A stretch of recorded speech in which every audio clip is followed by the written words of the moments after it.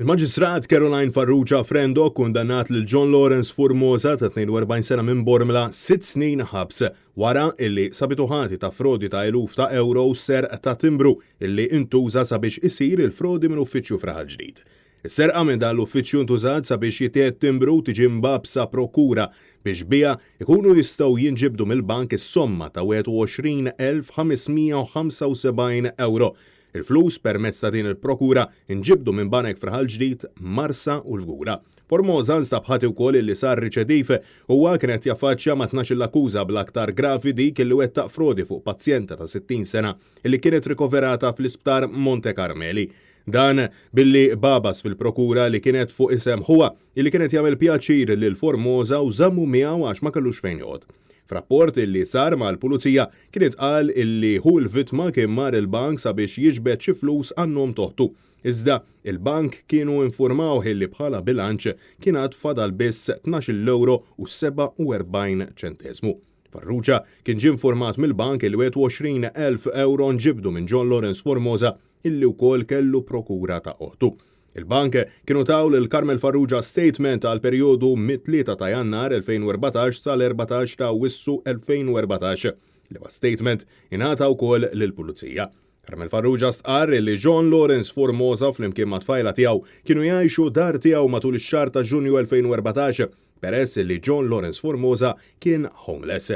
Riżulta minn investigazzjoni tal-Pulizija li John Lawrence Formosa kien ġibet il-flus mill-banek ta' raħal ġdid f'Gura u l-Marsa fil-perjodu ta' bejn 2 ta' Lulju 2014 sa 28 ta' Lulju 2014. Il-Pulizija kienet kuntattat lil ċertu Krispiteri li huwa awditur u li kien iffirma l-Prokura fejn dan informa lill-Pulizija li fix-xahar ta' Ġunju tal-istess sena kienu serqulu timbru, television, xi bolol kif ukoll deterġent mill-uffiċċju tiegħu fraħal ġdid.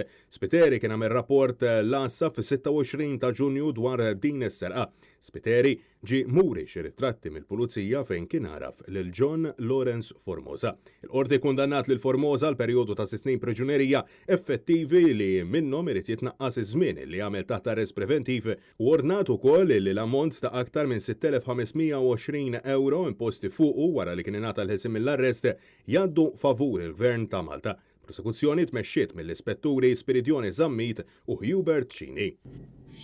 Żewġ żgħażagħ mis-Sudan ġew arrestati wara li fis-sija bikrin tal-ħamis filgħodu serqu żewġ persuni f'żewġ każijiet separati.